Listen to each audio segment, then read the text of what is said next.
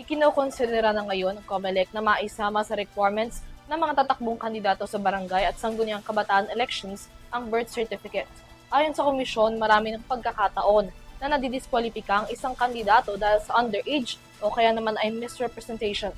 Sa tulong daw ng isusumiting birth certificate, patunay ng kanilang pagkakakilanlan, may iwasan na mga katulad na suliranin. May karagdagang detalye sa balita ni Graciela Corazon.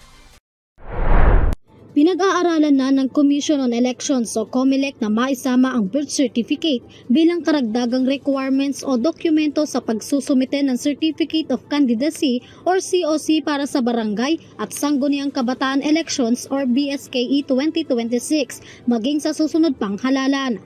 Sa pamamagitan anya ng birth certificate, masisiguro ng COMELEC ang tamang impormasyon ng mga maghahain ng COC para sa BSKE 2026. Ayon kay COMELEC Chairperson George Erwin Garcia, layunin ng panukala na maiwasan ang mga kaso ng material misrepresentation na kadalasang nagiging dahilan ng diskwalifikasyon ng ilang kandidato. Sa pamamagitan nito, mas madali na anya alamin ang edad, kapanganakan at iba pang impormasyon ng mga kandidato na tatakbo para sa BSKE 2026.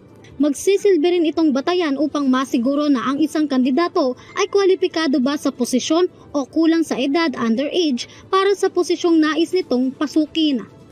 Magiging paraan rin ng birth certificate upang beripikahin ang citizenship ng mga kandidato at maiwasan ang pagtakbo ng mga hindi Pilipino sa anumang posisyon sa pamahalaan. Samantala, matatandaan na noong August 2025, nilagdaan ni Pangulong Ferdinand R. Marcos Jr. ang Republic Act No. 12232 na nagbibigay pahintulot upang ipagpaliban ang sanay December 2025 na barangay at sangguniang kabataan elections or BSKE.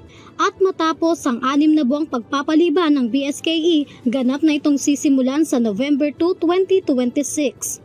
Sa kasalukuyan, inaasahang maipatutupad na ang naturang panukala bilang bahagi ng pagpapalakas ng integridad ng halalan at sa mga susunod pang eleksyon sa bansa. Para sa EuroTV News, Graciela Corazon, sumasaludo sa bawat Pilipino.